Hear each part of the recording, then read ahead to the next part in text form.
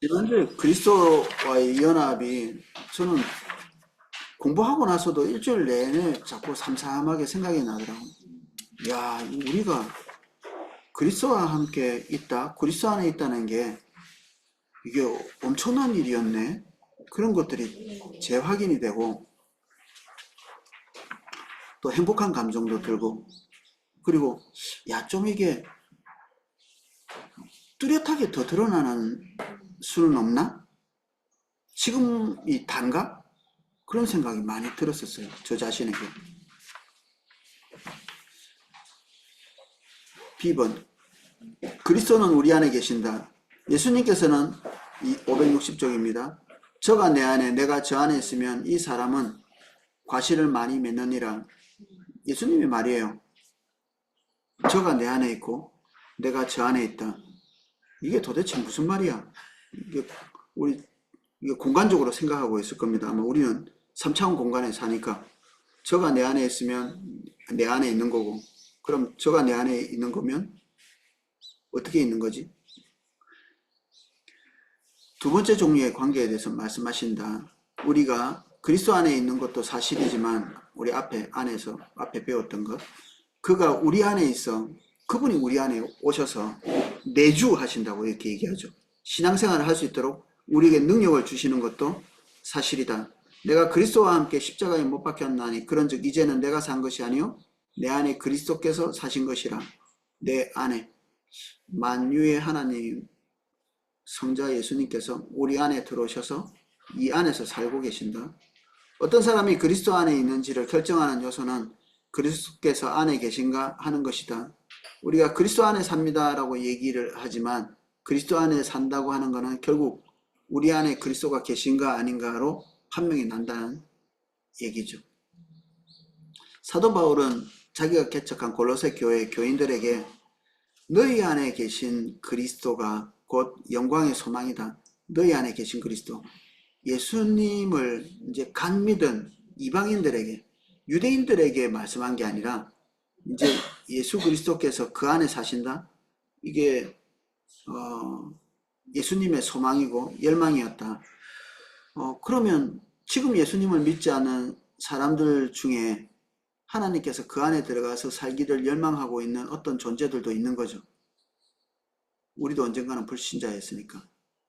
우리와 함께 살기로 열망하셔서 우리가 오늘 이 자리에 있는 건데 우리 중에는 주님 안에 들어와 있지 않는 어떤 자들에게 하나님께서 함께 하셔서 열렬하신 그러니까 가끔 보면 전도될 수 없을 거라고 생각하는 사람들에게 예수 그리스도께서 임하셔서 극적인 어떤 일들을 하는 것들을 가끔 듣잖아요. 어떻게 이게 가능했을까? 저런 사람에게. 착한 사람들, 그 기독교에 대해서 순응하는 사람들에 대해서는 우리가 그럭저럭 이제 납득이 되는데 적극적 반대를 하고, 우리가 고개를 내두르는 그런 사람들도 어느 시점에 하나님의 은혜가 부어져서 돌이키고 이런 것들 보면은, 하나님의 기대는 그 사람의 극악한 상태에서도 계속 기대가 부어지고 있었던 거죠. 그게 열매를 맺는 거고.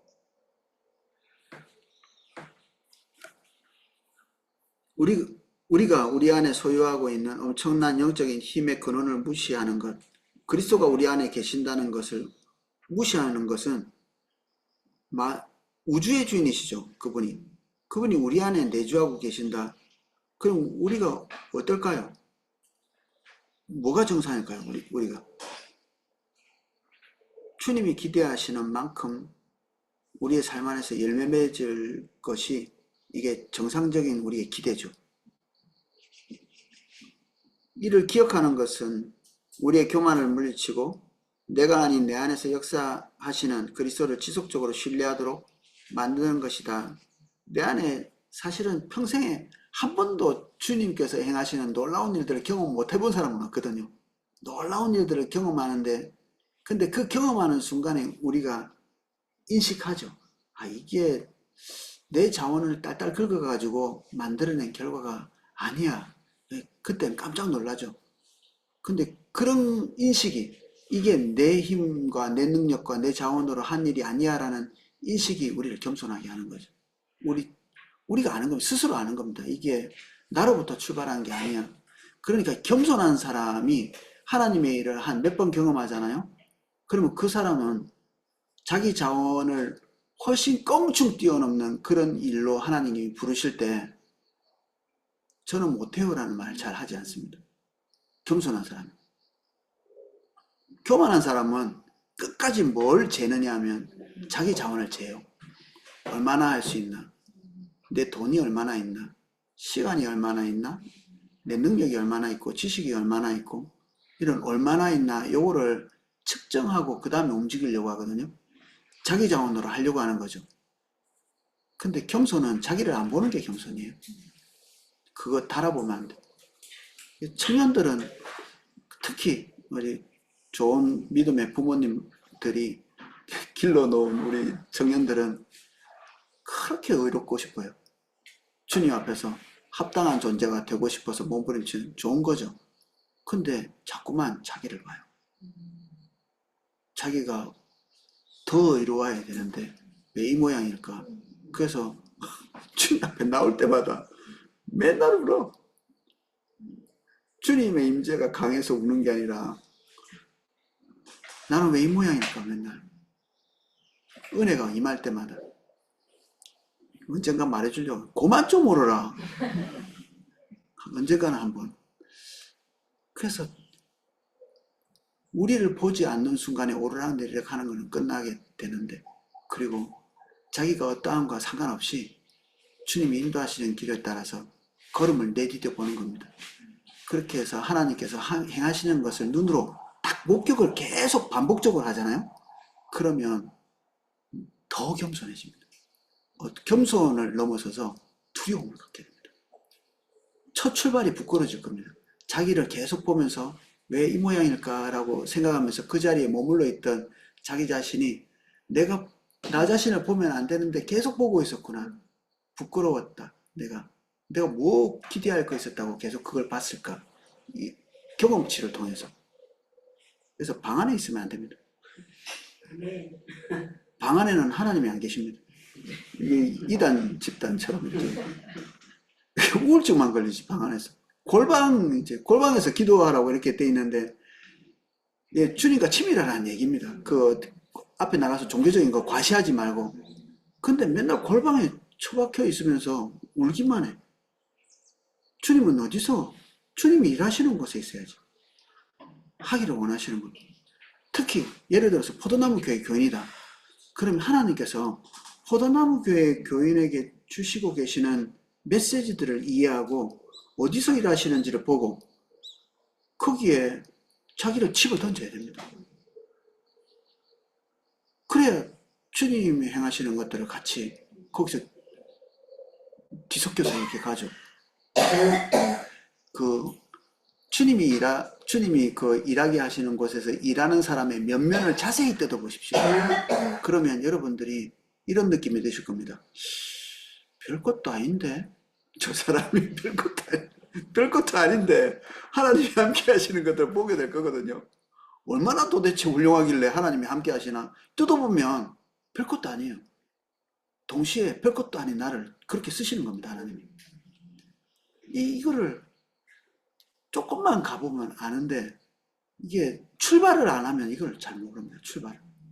그러니까 망할 각오를 좀 하시고, 망할까봐 못 가는 거거든요. 망할 각오를 하고 한번 가보세요. 학군단 이런데. 왜 선전을 많이 하지? 오늘 PPL이 좀 많습니다.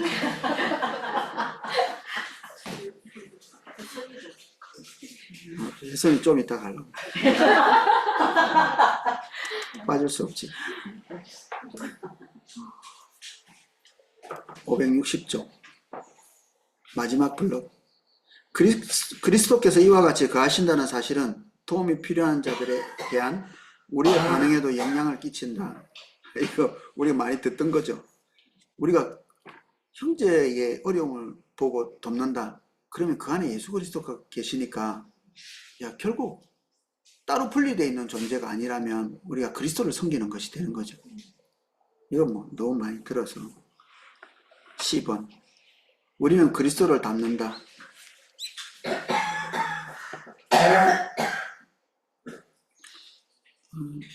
예수님처럼 되는 것. 누군가 오래 있으면 닮죠. 부부도 엄청 닮잖아요. 비슷하게. 닮을 사람이 만나나? 닮을 사람이 만나나? 그런 생각도 들더라고요. 처음부터 좀 비슷하게 생겼어요. 성격도 좀 비슷한 것도 있고, 어, 조합이 비슷하고. 우리 애 중에 하나가 또, 누구 교제를 한다고 그러는데, 그것도 맞겠지, 뭐. 같이 살았으니까. 십자가에서 같이 못 박힌 사이.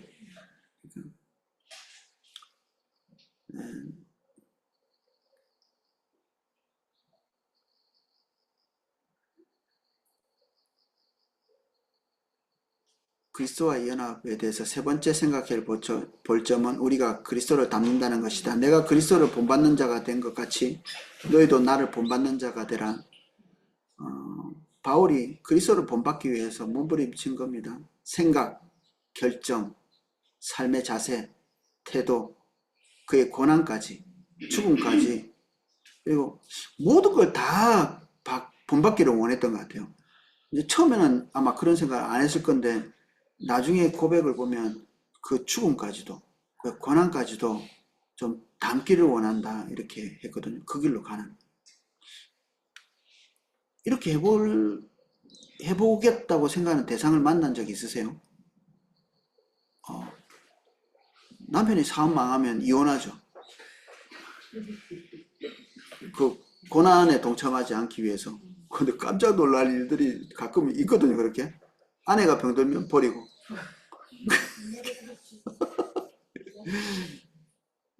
예수 그리스도가 예수 그리스도가 우리에게 주시는 혜택들을 우리가 누리고 또 그분을 따라가다 우리가 겪게 되는 고난은 내팽개치고 도망치는 경우도 우리가 숱하게 많이 보죠.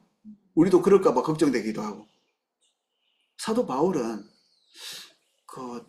이것도 담고 저것도 담고 해서 주님을 닮는 것에 대한 기쁨, 희열, 만족감 그런 것들을 충분히 누린 것 같아요. 그래서 이제는 완벽하게 닮고 싶은 열망이 사도 바울 속에 있었던 것 같습니다. 그래서 그의 죽음까지도 본받고 싶은, 십자가에 달려 죽고 싶은 베드로 같은 경우에는 와, 그걸 영광스럽게 생각합니다. 감히 십자가에 이렇게 똑같이 못 박혀 죽는 건 이거는 예수 그리스도에 대한 모독이다 이렇게 얘기한 뭐 전설처럼 내려오지만 진짜가 아닐까 싶어요. 제 생각에. 베드로가 주님을 너무 잘 안 시점까지 가서 순교했을 거니까. 비슷하고 싶은. 옛날 드라마 보니까 어떤 여자가 빨치산이에요. 우리 전라도 쪽 지리산에서 활동했던 공산주의자들, 무장투쟁했던 사람들이 빨치산이라고 하거든요. 근데 어떤 여자가 끝까지 전향하지 않고 나머지는 뭐 굶어 죽고 맞아 죽고 그래가지고 다 죽거나 아니면 전향을 하거나 이렇게 했는데 끝까지 전향 안 한 몇 사람 중에 그 여자가 있는데 나중에 이제 그 드라마가 끝날 쯤 돼가지고 현자 같은 사람이 나와가지고 아마 뭐 신부인지 목사인지 그 사람을 보고 와 이거 젊은 사람이 그 여자 보고 이랬어요. 야, 저 여자 정말 지독하죠. 이 사상이라는 게 대단하군요. 이랬는데 사상이 아닐세 이러면서 남편이 원래 이제 공산주의자였던 거예요. 남편이 자기에게 너무 좋은 사람이었고 일찍 죽었어. 이게 공산주의 혁명을 하다가 죽은 거예요. 이 여자가 남편에 대한 사랑 때문에 남편하고 똑같은 가치, 똑같은 방향성, 똑같은 이 행동 이런 것들을 하는 거죠. 이렇게 누구를 사랑해서? 인민을 위해서? 아니요. 남편에 대한 애정 때문에 비슷하게 이렇게 가는 거죠. 이 사랑이 그런 거 아닌가 싶어요. 사랑과의 관계가 깊어지면 그 사람의 모든 것이 다 좋죠. 카피하고 똑같이 하고 비슷하게 되는. 예수 그리스도와 우리와 인격적 관계를 깊이 가져간다. 카피를 똑같이 되고 싶어요. 이제 열의가 생기는 겁니다. 우리 안에. 열망. 아이고 배워야 되는데 안 돼. 이거는 뭐예요? 그렇게 듣긴 했는데 감정적으로 어때요? 내가 더 사모하고 기뻐하는 것이 옆집 아저씨인 거지. 다른 게 있는 거예요. 이렇게 닮지 않고, 진짜 닮고 싶은 다른 사람이 있는 거죠.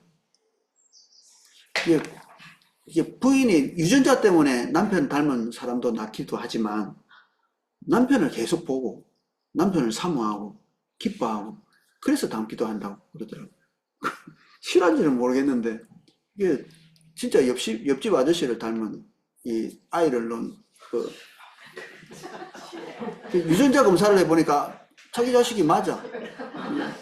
근데 이 여자 마음속에 항상 그분을 동경하고 사모하고 자기 남편은 시다지 않게 보고, 실화인지는 모르겠어요. 누가 그렇게 얘기를 해주더라고요.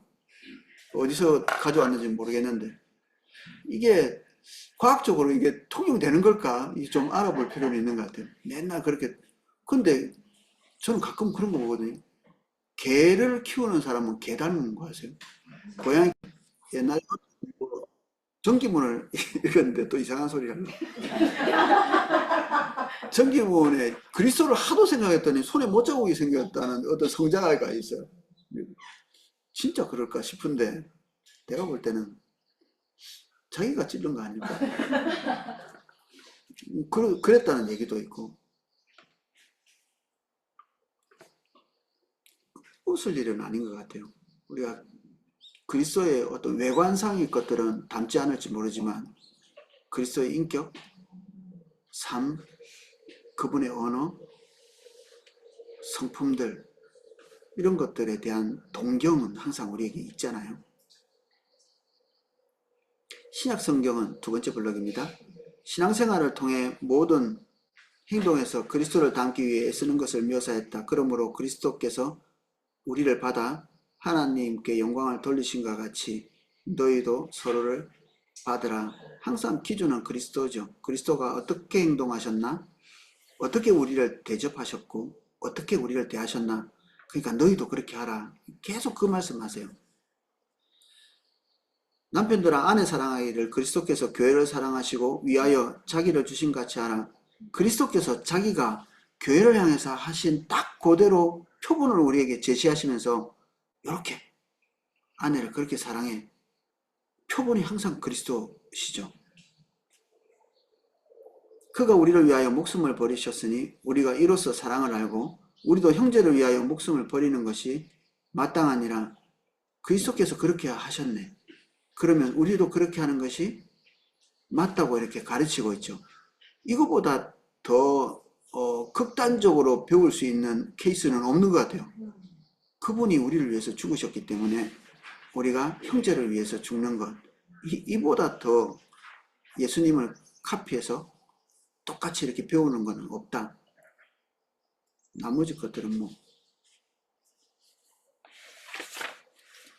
262쪽입니다. 우리가 그리스도를 닮는 것은 특별히 고난의 경우에 확실하다. 그리스도인들은 그리스도도 너희를 위하여 고난을 받아 너희에게 본을 끼쳐 고난 그 발자취를 따라오게 하셨기 때문에 인내함으로 고난받도록 부르심을 받았다. 바울은 그 목표가 그 죽으심을 본받아 고난에 참여함을 알게 되는 것이라고 했다. 예수께서 고난 받음이 본이 되실 예수님을 믿고 그분의 이름 때문에 고난을 받고 수치를 당하고 모욕을 당하는 것이 주님을 닮는 것이. 언제 수치를 한번 당해보셨어요? 그리스도 때문에? 언제 고난을 받으셨어요? 말은 안 하셔도 됩니다. 이렇게 더듬어 보는 겁니다. 언제쯤이지? 너무 오래됐나? 그러면 누가 그랬다잖아요.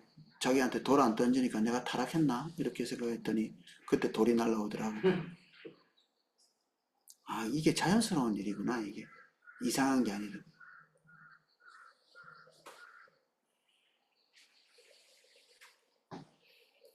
그리스도인은 고난을 본받는다. 더욱이 우리의 고난은 그리스도께서 재림하실 때 그의 영광에 참여하는 것과도 관련이 있다. 고난 없이는 영광도 없다. 그런 표도 있죠. 우리가 그와 함께 영광을 받기 위해 고난도 함께 받아야 될 것이니라 로마서가 고백합니다. 이는 아마도 고난과 어려움을 통해서 하나님께서 우리로 하여금 그리스도를 닮게 만드시고 그리스도 안에서 온전하게 자라도록 하시기 때문일 것이다. 고난 없이 단단하게 다져진 사람은 없는 것 같아요. 오이코스를 이렇게 하면 성도들이 시험 볼까봐 오이코스 처음 맡을 때 어떻게든지 간에 이렇게 좀 상처 안 받고 그냥 부들부들하게 이렇게 넘어가서 오이코 안에서 마치 이렇게 온실같이 이렇게 막 보듬어 싸고 이렇게 오이코스를 섬겨 왔는데 불가피 어떨 때는 오이코스가 완전히 그냥 쑥대밭이 되는 것처럼 어떤 사람이 와가지고 막 이간질하고 서로 그리고 좀 이렇게 예의 없이 이렇게 행하고 그리고 염치 없는 사람이 하나 끼어가지고 그냥 사람들을 달달달달 볶는 이제 막 믿음을 시작해가지고 좀 이렇게 보호해서 잘 자라게 하고 싶은데 이제 아주 이렇게 뭐 마치 이렇게 잡초 같은 사람이 와가지고 그냥 막 엉망진창으로 만들어놓은 그런 경우가 간혹 있거든요. 근데 너무 희한한 게 정말 온실처럼 이렇게 할 때 자라는 속도하고 비교도 할 수 없게 단 몇 개월 만에 껑충 뛰어 원수를 사랑하는 걸 배우고 그리고 용납하는 걸 배우고 한 번도 그런 수준을 뛰어넘지 못할 만한 사람이라고 생각됐는데 굉장히 짧은 기간 동안에 그런 것도 배워내더라고요. 그래서 제가 좀 그때 놀랐어요. 와, 내가 볼 때는 오이코스의 나쁜 일인데 이 나쁜 일을 통해서 이 사람이 자라난 그 단기간 내에 자라난 걸 보니까 이게 복이었나? 일부러 만들어야 되나 그러면? 그런 필요는 없겠죠. 그럴 필요는 없는데 어쨌든 그런 일을 통해서 성장하는 껑충 뛰어넘는 걸 보니까 이 고난이 악한 역할만 하는 것은 아니다. 이 분명하다 이거는. 우리의 믿음은 언제 제일 컸나요? 제가 성도님들이 기도에 너무 열심히 올 때 예측합니다. 아, 이분이 가정이 딱히 이렇게 꿀처럼 그렇게 좋지는 않구나. 그렇게 아니나 다를까 안 나오던 분이 열심을 낼 때는 예, 집안에 어떤 일이 있는 그리고 남편이 딱히 친절하게 대하지 않는 경우에 교회에 많이 오시더라고요. 주님 안에 깊이 머무는 그래서 옛날에 우리 예수총교회 목사님이 그런 얘기도 하시더라고요. 우리가 비록 어려움과 고통을 당할지라도 그것이 결론적으로 주님을 더 알게 되는 계기가 됐다면 복이다. 맞는 말이다. 좀 박수 쳤습니다. 동의가 되더라고요. 어쩔 수 없이. 싫지만 뭐 자기 자신만 봐도 알잖아요. 어느 때에 주님을 깊이 알게 됐는가. 이렇게 보면 평온하고 온전하고 이럴 때보다는 이게 어떤 그 진짜 불 가운데 들어갔다고 싶은 그럴 때 껑충 뛰어넘어. 내가 다시 할 수 있을까? 그렇게 성장할 수 있을까? 여러분들이 하나님과 제일 친밀했을 때 그때 어떨 때가 딱 생각해 보세요. 저는 구생활할 때, 혼자 있을 때, 외로울 때, 고독할 때, 딱 그럴 때였거든요. 그리고 어떻게 그렇게 일반 사람들이 그런 핍박을 다 당할 일이 별로 없어요. 남자는 군대 갔을 때, 아니면 그 예수 믿지 않는 가족들과 둘러싸여 있을 때, 고타가 오죠. 명절 때. 그때 가서 비난 실컷 받으십시오. 가서 고난 실컷 받고. 그럴 때 우리 경각심이 딱 서면서 주님이 가까이 오시는 것 같아요. 주님 가까이서. 예수님 전한다고 뭐 입에다가 뭐 흙덩어리 집어넣고 이랬거든요. 우리 고참이. 근데 그때 하나님이 여기 딱 뒤에 계시는 느낌이 들었어요. 여기서. 그래서 용서할 것도 없어요. 화가 안 났기 때문에. 미움도 하나도 안 생기고. 딱 이런 생각만 들었어요. 저 사람 저거 큰일 날 것 같은데. 근데 보통 스테반이나 이런 훌륭한 분들은 주님 저들을 용서해 주십시오 뭐 이런 기도하는데 그건 안 했어요. 그 기도를 안 해서 그런지 큰일이 그 사람들에게 닥친. 이거 자랑했더니 어떤 자매님은 나하고 똑같은 상황을 당했는데 그분을 위해서 기도했더라고요. 그 영혼을 위해서. 그 영혼을 위해서 기도했는데 결과가 한 4년 뒤에 이제 학교 선생님이었는데 그분하고 헤어졌다가 어떻게 한 바퀴 돌고 이분이 또 어떤 학교에서 또 만난 거예요. 선생님들은 그렇게 또 되는 모양이에요. 거기 만났는데 예수 믿는 사람도 있었대. 그러면서 옛날에 자기가 막 비난하고 손가락질하고 또 모함하고 이렇게 사과하더라고. 나는 그런 걸 못 경험했는데 사모함이 되시나요? 고난이? 일부러 가지는 마시고 혹시 닥쳐오시거든.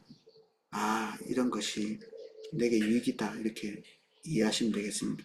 순종, 의시, 인내. 이게 그리스도를, 의 형상을 담는 필수적인 코스죠. 이런 걸 통해서 주님께 영광을 돌리게 됩니다. 그리고 고난받는 것이, 저도 이전에 고난을 받으면 뭘로 고난을 받나요, 우리가? 육체로 고난을 받죠. 가난한 것, 뭐 환경적인 것, 이건 육체만 영향이 있죠. 우리의 영혼이 아이고 배고프네 이럽니까? 그렇진 않죠. 우리 육신적으로 병들고 육신적으로 모욕을 당하고 육신적으로 뭐 맞기도 하고 적신이 되기도 하고 성경에 나와 있는 모든 종류의 고통과 고난들은 사실은 육체가 없으면 안 받을 고난이죠.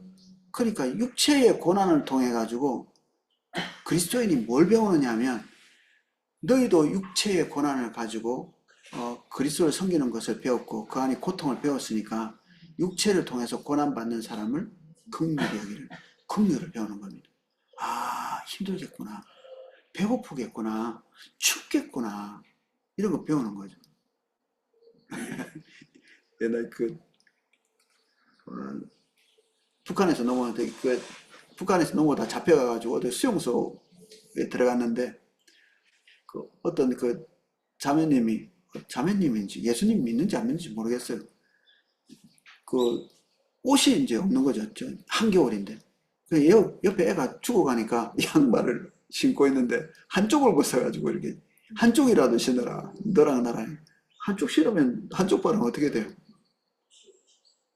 자기가 추우니까 상대방이 추울 것에 대한 지식이 딱 생기는 거죠. 부자들은 이상한 게 있어요, 좀. 한 번도 이렇게 어려움을 겪어보지 않은 사람은 되게 착하거든요. 뭐 이렇게 욕심도 별로 없고, 옛날에 우리 사장님이 부자셨는데, 추석이 돼가지고, 선물 세트 같은 거 이런 거 하나씩 보통 이제 회사에서는 주잖아요.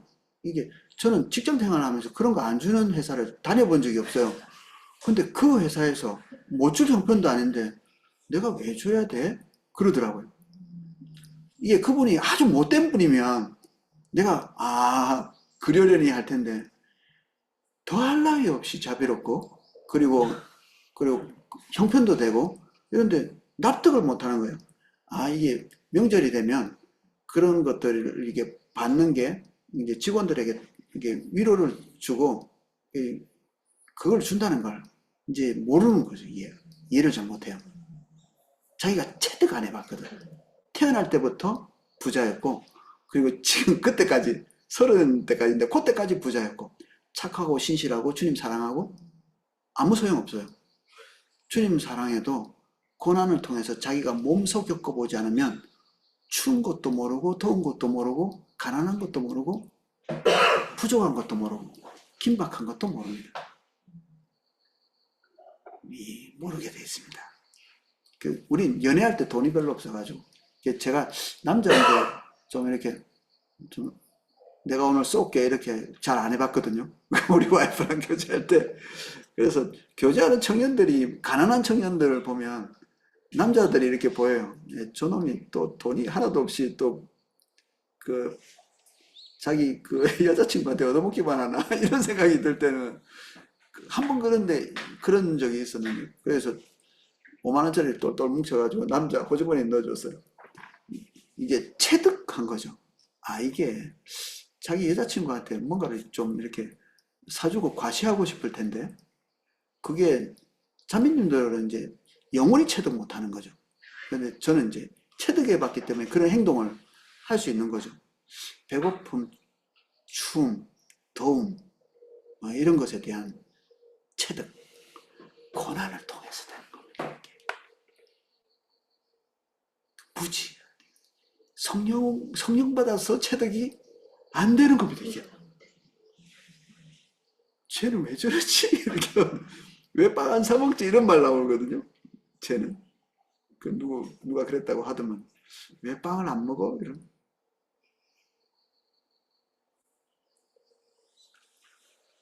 이게 철딱서니가 없는 게 아니라 그 과정을 겪어보지 못한 거네. 예수 그리스도께서는 하늘에서 이 땅에 오셔가지고 우리를 체득하셨죠. 고난과 고통을 통해서.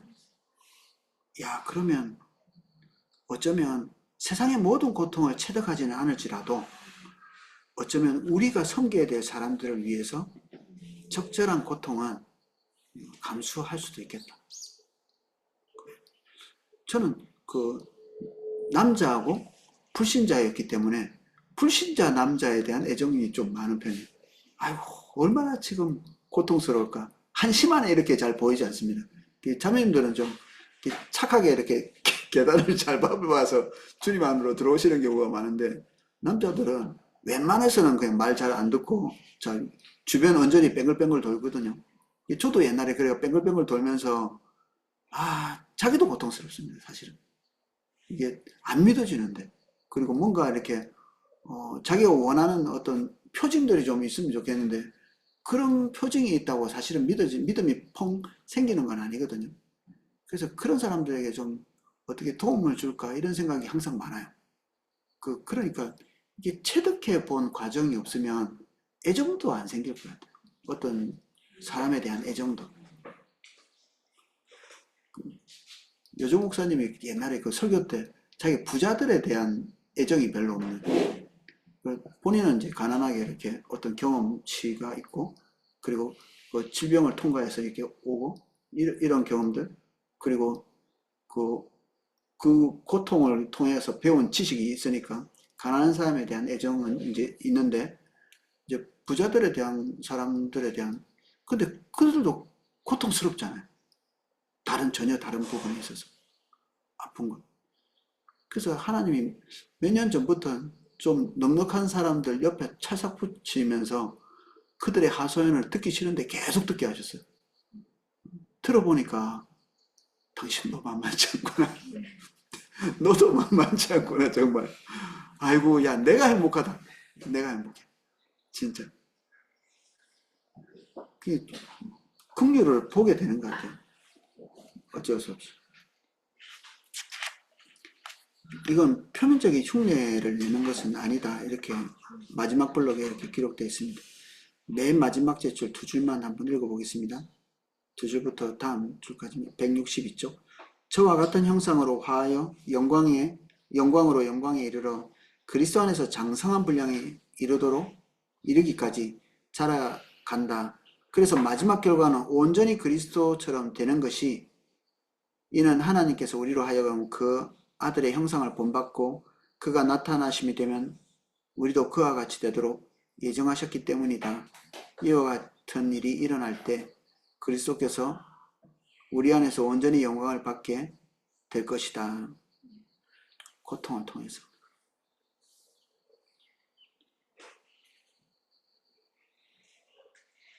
근데 하나님께서 이렇게 우리를 빚어가셔서 다 똑같이 붕어빵처럼 똑같은 인간으로 도달하게 될 건가?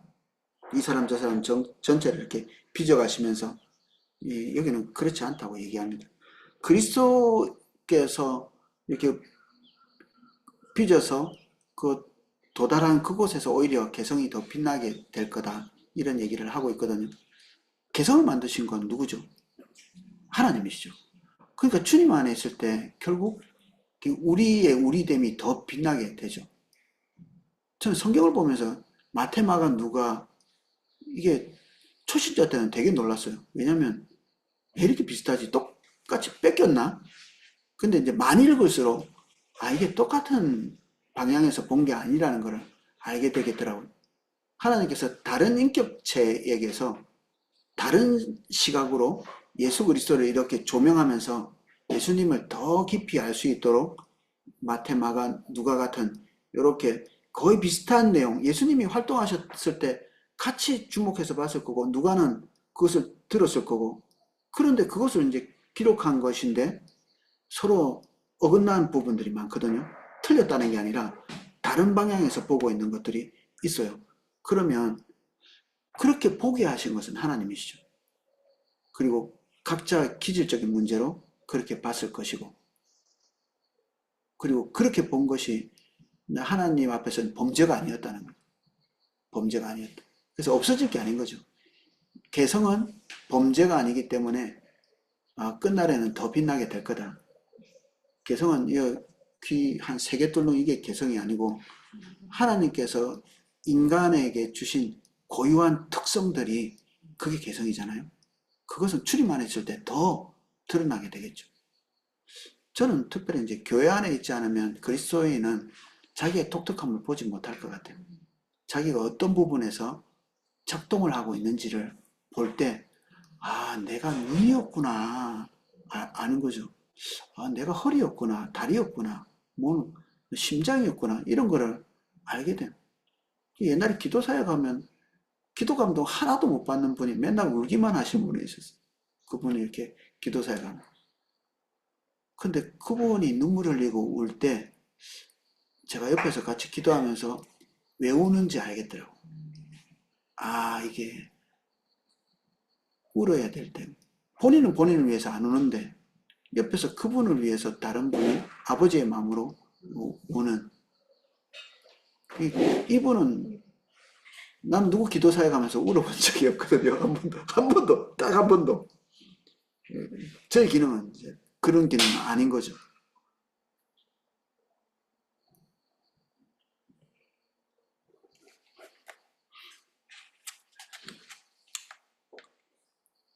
그래서 우리가 그리스도를 닮아간다고 그리스도에게 완전히 흡수돼서 똑같은 그 공장에서 찍어낸 것처럼 그렇게 되지는 않을 것이다. 그리스도와 함께 있고 그리스도를 닮아가고 그리스도 안에 그리스도가 우리 안에 계셔도 우리의 개성이나 특성은 영원히 우리 속에 있게 된다. 그리고 우리가 서로가 서로를 예수님을 너무 닮아서 서로 못 알아보는 그런 일은 없을 것이다. 예. 중요한 거죠. 근데 옛날 수도사들은 왜 다 똑같은 수도 원복 그 후드티 같은 거 입고 그랬을까요?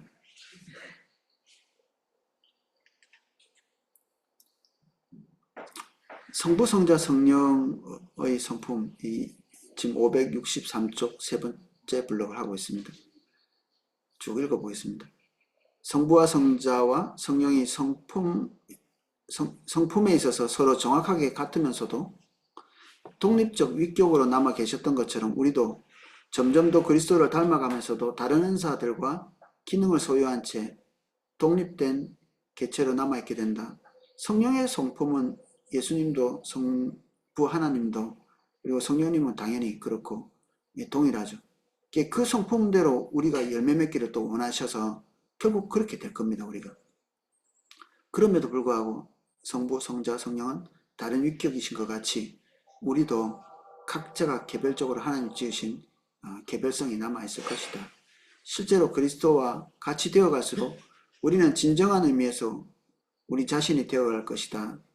만일 우리가 이것을 잊어버린다면 우리는 교회에서의 은사의 다양성은 무시하게 되고 모든 사람이 우리와 같아지기를 기대하게 될 것이다. 우리와 다른 사람에 대해서 반감을 가지게 되나요? 우리는 좀 이제 조금 배워가는 것 같아요. 우리나라 사람들은.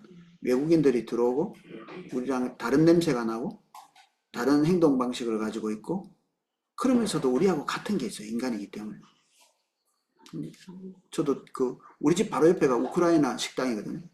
우즈벡 식당인데 먹는 거는 냄새가 좀 거시기해요. 이게 고기도 이상한 냄새 나고 참고 먹어야 되죠. 우리는 기쁘진 않아요. 돈이 조금밖에 없을 때는 절대 안 갑니다. 돈이 남아돌 때나 한번 가지. 돈이 절박할 때 나에게 제일 좋은 선택을 해야 되니까 한번 경험치로 가지. 그 사람들은 그거 좋다고 먹고 있는데 근데 비슷한 면도 있어요. 핸드폰 보고 자기 가족들하고 여기 얘기하고 집 그리워하고 맥주캔 이렇게 놓고 그 앞에서 이렇게 먹으면서 문 닫았는데도 그 앞을 안 떠나가요. 밤늦게까지. 딴 데 가서 쉬면 될 텐데 꼭 그 앞에 머물러 있거든요. 우리도 외국 가면 그렇게 할걸요. 우리나라 그리울 때 한국 식당 주변에서 있으면서 문 닫았는데도 그 앞에서 이제 있을 수도 있죠. 이런 것은 되게 비슷한데 행동 방식, 얼굴, 언어 다 틀려요. 지나가면서 자기들끼리 속닥거리는 자기들끼리 할 수 있는 비밀 이야기인데 크게 해요. 내가 못 들으니까. 어차피 주급끼리밖에 모르는 거. 그러니까 뭐 서로 다르니까 그 안에서 또 자유로움을 누리나 봐요. 이게.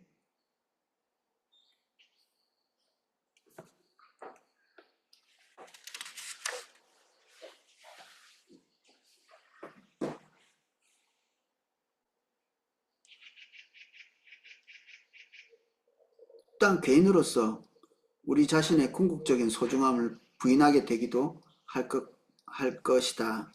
건전한 성경적 관점에 의하면 우리 그리스도인들은 모두 그리스도께 중요하다라고 말해야 할 뿐 아니라 또한 나 자신도 그리스도께 중요하다라고 말할 수 있어야 한다.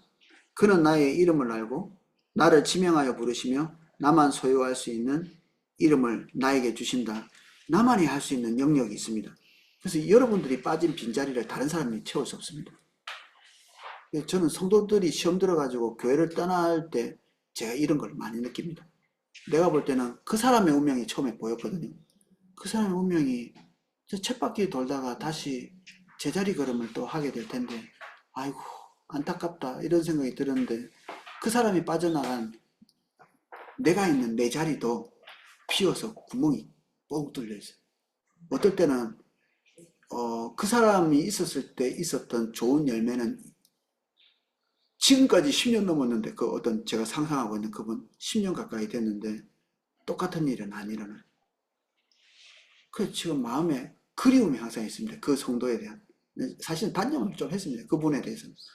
안 오겠지. 이제 끝났다. 이제. 그분은 계속 쳇바퀴 돌다가 그냥 방황하는 삶을 계속 살게 될 거고, 이제 다시는 3번 불렀는데, 이제 안 불러야 되겠다. 포기했는데, 그분이 있었던 그 옛날 기억은 항상 너무 이렇게 그립습니다. 아, 그분이 가지고 있던 재능, 은혜, 은사, 특성, 너무 좋았는데, 좀 있었으면 좋았을 텐데. 우리 하나님께서 5손가락 다 주셨다. 중요한 인물들 주셨다는 얘기거든요. 이게 5명만 중요하다는 게 아니라 모든 분들이 적재적소에서 자기 일을 해야 될 사람은 몽땅 다 들어와 있었다. 들어와 있다. 목사님이 놀라워 하시는 방금 그 설교할 때 어떻게 그 닭 사료를 분별할 수 있는 사람이 와 있었지? 그런 사람이 있다는 생각을 하기가 어렵잖아요. 그런데 기가 막히게 그런 전문가가 와 있었다는 게 필요할 때에서나 이렇게 드러나는 거죠. 영혼이 안 드러날 수도 있었던 거죠. 우리 성도님 한 분이 아이고 고물상을 한대 가지고 우리 그 크기를 보기가 어렵습니다. 가치의 크기를. 하나님께서 우리가 눈을 열어 가지고 어떤 계기를 통해서 그 사람을 보여주지 않으면 잘 몰라요. 잘 모릅니다. 그 우리 형제님 한 분 이렇게 극대향. 근데 그분이 이 대본을 엄청나게 잘 써가지고 우리 좀 몇 번 우리 그 뮤지컬 봤잖아요. 그 한 형제님이 다 쓴 거거든요. 사실 그 형제님이 뭘 가지고 있는지 잘 몰랐어요. 이렇게. 근데 귀뚱으로 이렇게 한번 들었던 걸 가지고 할 수 있느냐 이렇게 얘기했더니 너뼈 할 수 있다고 얘기해서 맡겨놨는데 그런 작품들이 나오는 거예요. 이렇게. 그게 제가 뭐 대단한 소설을 줬냐 그러니까 그런 것도 아니에요. 뭐라고 얘기했냐면 사교에 대해서 한번 써보세요. 뭐 이렇게 했더니 그렇게 나왔어요. 내 마음에 그리고 있던 거는 있었는데 충분히 다 말은 안 했죠. 그리고 우리 초대교회 카타콤 이런 모습에 대해서 좀 해보면 써보면 안 되겠냐 이렇게 했더니 그 얘기를 듣고 어떻게 해요? 이렇게 얘기하고 그 뭐 약간 그때 옥신각신을 했는데 이제 어떤 분이 이제 좋은 책이 있다고 얘기해주고 그래서 그걸 줬더니 그 우리가 봤던 그 카타콤 그게 나온 겁니다. 그 대본 2개를 쓰기 전까지 그분이 누구인지 몰랐어요. 없었으면 어떻게 할 뻔했어요. 그 사람. 아직도 지화자원 같이 그래요. 지화자원처럼. 미국은 뭐 셰일가스가 엄청나게 많다는데 그거 퍼낼 기술이 없으면 그거 있어봤자 소용도 없어요. 근데 그거를 퍼낼 수 있으면 누군가가 그거는 진짜 국가를 부강하게 할 거지. 우리나라도 뭐 있을지도 모르죠. 계속 파봐야 되나? 우리가 서로를 좀 파볼 필요가 있는 것 같아요. 그리고 주님이 인도하시는 일에 많이 투신해봐야 뭐가 있는지 압니다. 내 속에 뭐가 있는지 잘 모르는데 다른 사람 속에 뭐가 있는지 어떻게 알겠어요? 우리가 주님 안에서 주님의 인도를 따라서 연합하고 잘 따라가 봐야 주변에 있는 사람들이 보일 것 같아요. 보려고 해도 잘 안 보이는 것 같아요. 같이 일을 같이 해봐야 보이는 것 같습니다. 일을 같이 해봐요.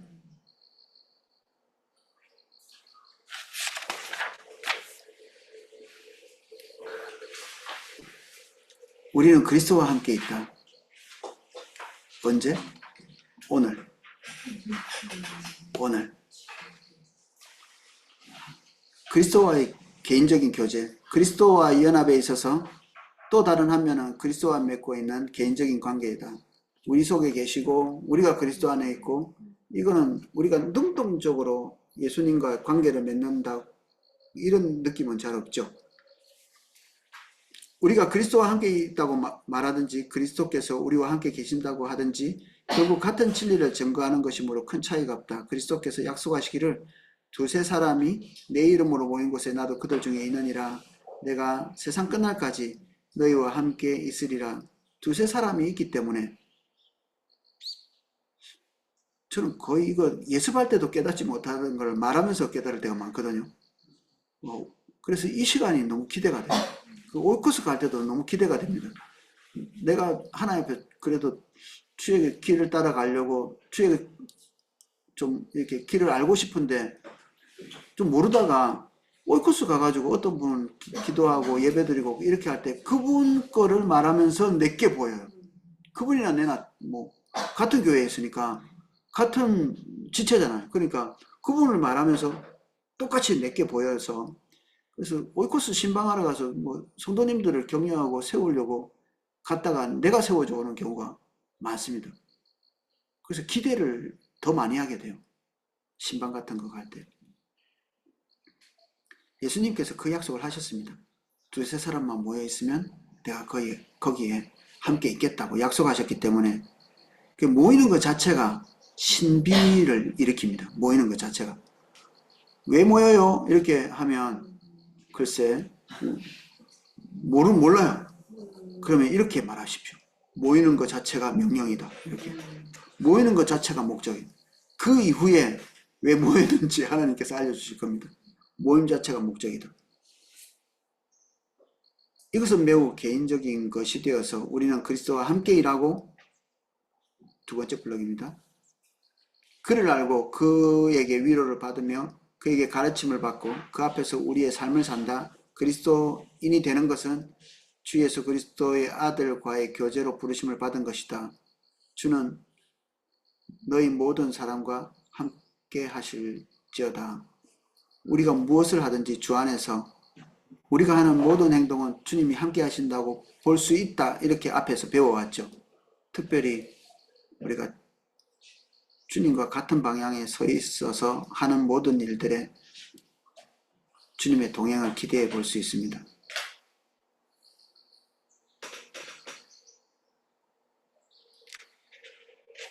마지막 블록입니다.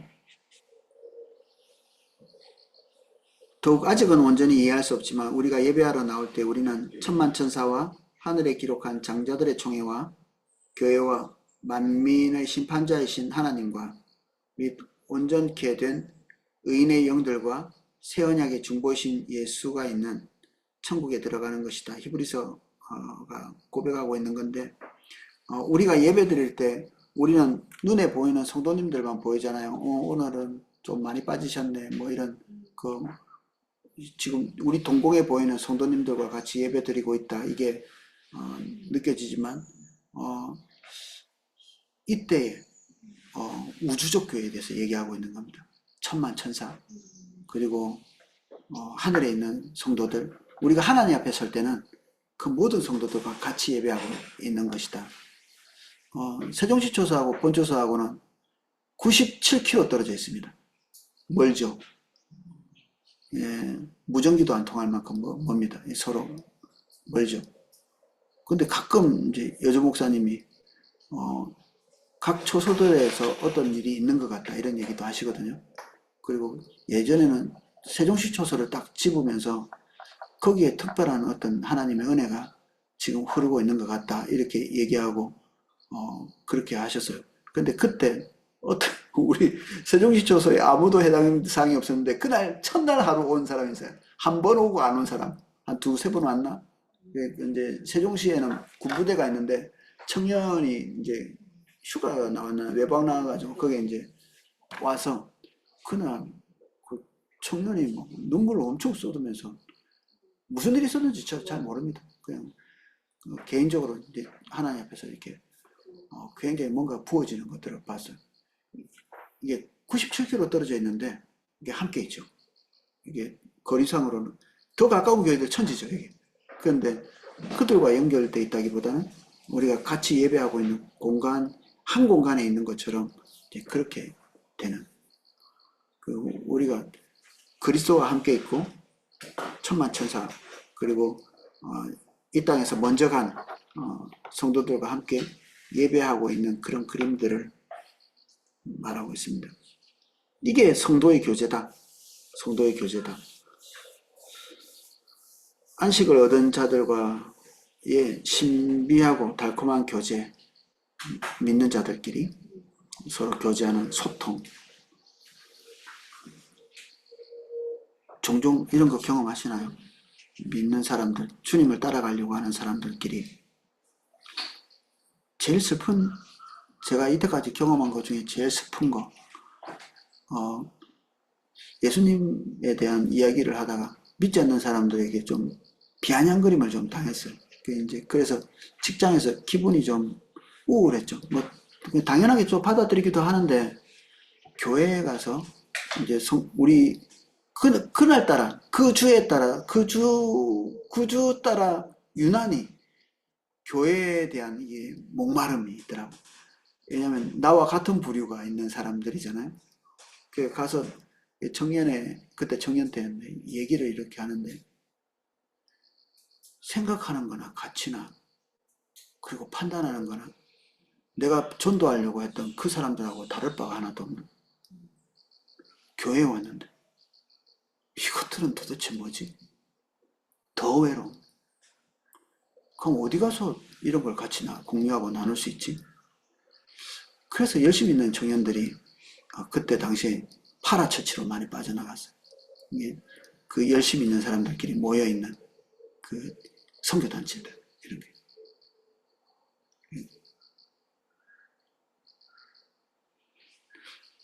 성도가 교회에 와서 주님의 인도를 따라가는 것을 서로 얘기를 하는데 잘 안 통한다. 오이코스 안에서 성령의 인도를 따라가는 이런 일들을 서로 공유하고 나누고 그리고 어려움 겪은 것들 나누고 이렇게 했는데 말이 안 통한다. 바깥에서 이렇게 고난당하는 것보다 훨씬 외롭겠죠.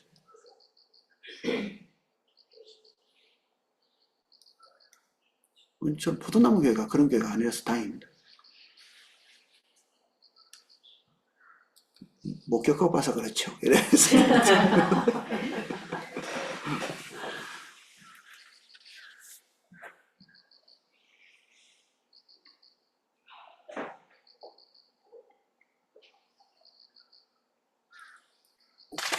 (565쪽) 이제 거의 다 돼갑니다.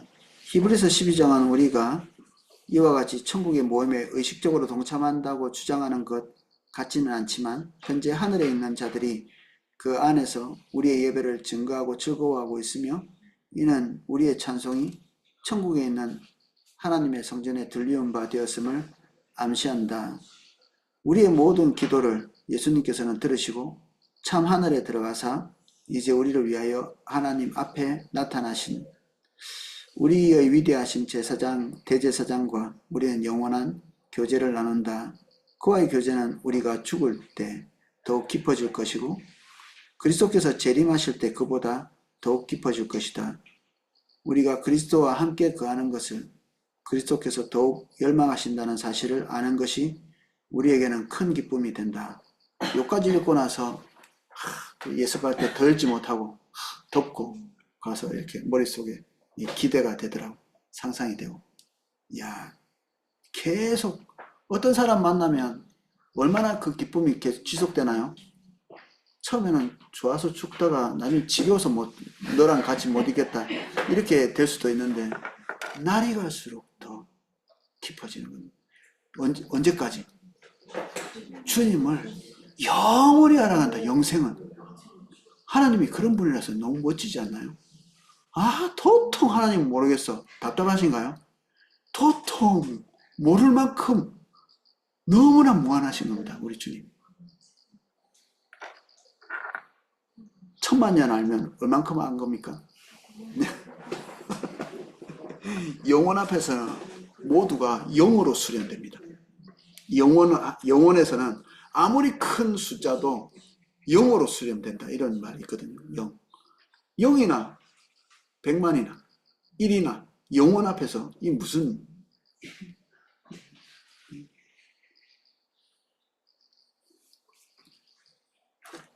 우리가 그리스도와 나누는 교제는 우리 사이에서도 교제를 갖도록 해준다. 요한은 이렇게 증거한다. 우리가 보고 들은 바를 너희에게도 전함은 너희로 우리와 사귐이 있게 하려 함이니 우리의 사귐은 아버지와 아들 예수 그리스도와 함께 함이라. 와, 성도와 이런 관계를 가질 수 있다? 믿어지시나요? 옆 사람 보십시오. 설마 이런 생각이 드지 않으세요? 그럴 가능성이 있을까? 그래서 제가 이런 데서 관계를 배우는 겁니다. 하나님이 목표치를 세우셨잖아요.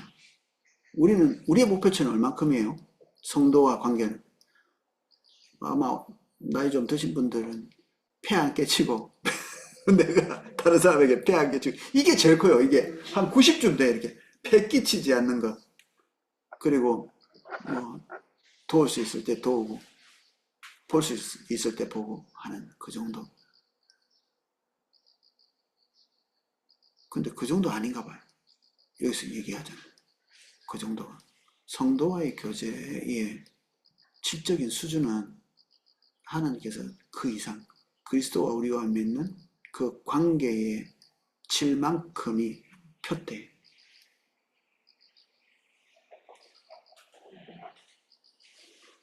어떻게 해야 되는 거지?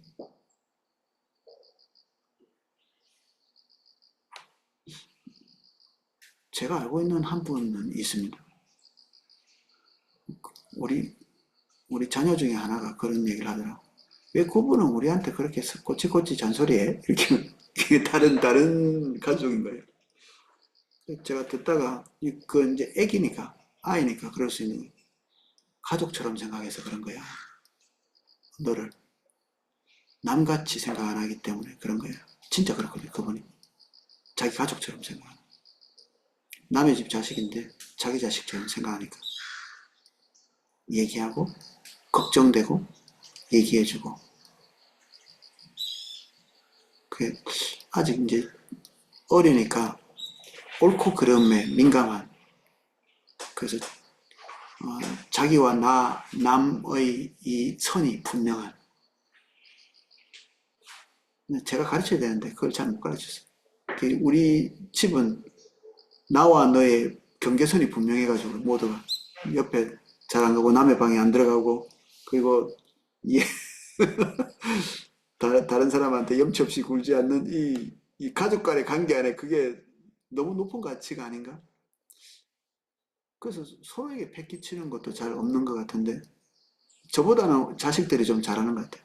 저도 자식에게 패기칠까봐 좀 신경을 좀 쓰는 것 같고 너무 미안해서 말을 못하기도 하고 다른 사람이 너무 많이 기대오는 것도 부담스럽고 자식이 나한테 너무 기대는 것도 그렇게 썩 달가워하지 않는 경향이 있는데 이제 이런 것들을 하나님으로부터 교정해야 될 필요가 있습니다.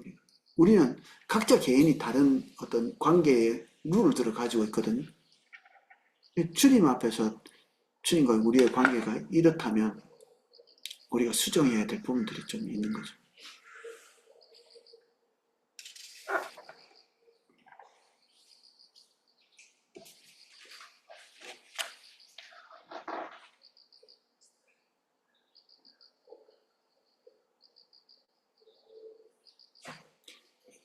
기대는 해볼 수 있을 것 같습니다. 성부와 성령의 연합,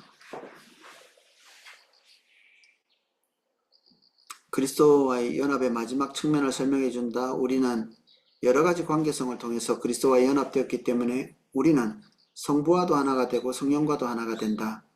아버지가 우리 안에 그리고 성령이 우리 안에 계시니 우리는 아버지와 같고 성령과 같다. 우리는 아버지와 사귐이 있고 성령과 사귐이 있다. 이와 같은 566 관계들 역시 우리의 독자성을 약화시키는 것을 의미하는 것이 아니다. 그리스도 안에, 성령 안에, 성부 하나님 안에, 그리고 우리는 또 그 안에 이렇게 있지만 우리의 독자성이 훼손되지 않는다. 이것이 신비적인 무아지경을 의미하는 것은 물론 아니다. 왜냐하면 지금부터 영원까지 우리는 하늘에 계신 아버지로부터 그분의 독특한 역할을 통하여 성부와 관계를 맺고 있고 지금 현재도 구세주요 주님으로서의 성자와의 관계를 맺고 있으며 우리에게 능력을 주시고 구원의 모든 혜택을 우리에게 적용시키는 분으로서 성령과 관계를 맺고 있기 때문이다. 그리스도와 함께 있다는 것. 이거를 체득해야 될 것 같아요. 계속.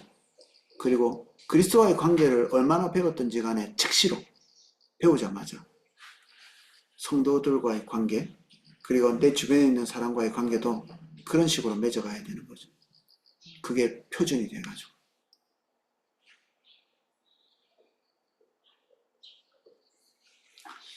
저는 이 조직신학을 통해가지고 제가 가지고 있는 그 사람과의 관계의 스타일을 사실은 이거 안 배웠으면 죽는 날까지 끌고 가야지 나의 독창성 아니야 이게. 근데 독창적인 게 아니에요.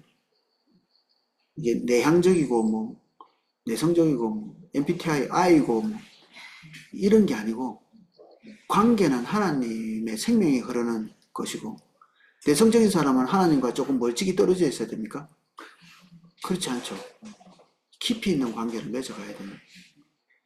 내성적인 사람도 새로 들어오는 사람들에게 깊이 있는 애정을 가지고 그 관계를 맺어가야 되고 그리스도께서 우리에게 가르치신 대로 관계를 가져가야 되고 외향적인 사람들은 할 수 있는 대로 많은 사람과 관계를 맺는 그 전화번호 많이 쌓기 이런 것보다는 그 사람을 그리스도께서 우리와 하나 되게 하신 그 연합의 깊이만큼 깊이 있게 관계를 가져가야 되는 것도 숙제죠. 뭐 거의 한 1년 동안 같이 공부했지만 우리 서로 잘 모르잖아요.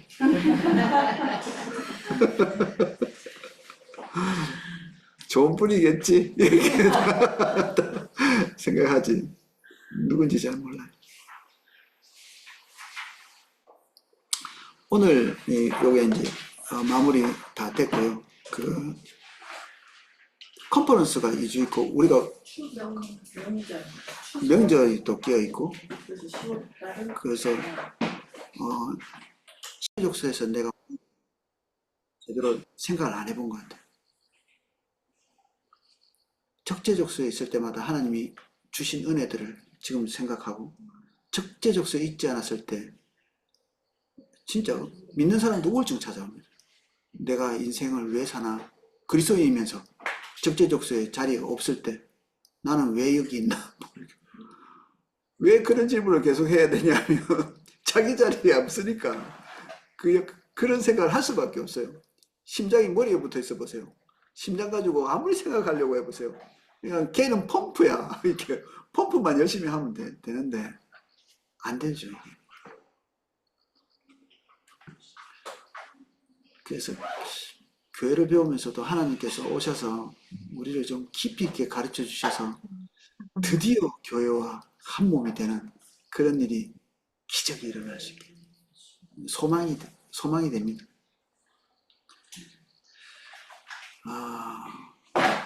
알아갈수록 주님이 더 사랑스럽고 알아갈수록 교회가 더 좋고 이 영적인 세계가 알아갈수록 더 신비롭습니다. 우리에게 주신 유산의 본질을 알수록 우리 설렘이 더 커집니다. 우리 자신이 누릴 수 있는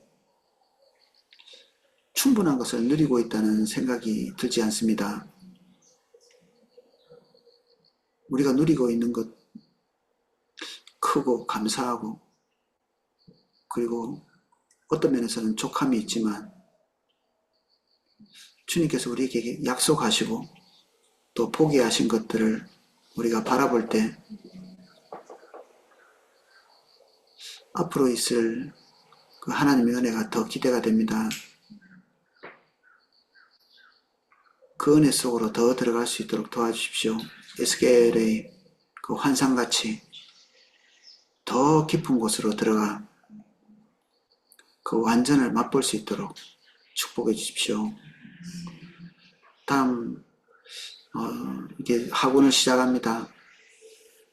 지금까지 우리가 본 모든 것들을 주 앞에서 우리가 몸담고 있는 교회가 어떤 존재인지를 깊이 알게 되는 시간 되게 도와주시고 할 수 있다면 많은 분들이 이 교회에 대해서 배울 수 있도록 기회를 주십시오. 예수님 이름으로 기도합니다. 아이고 수고하셨습니다.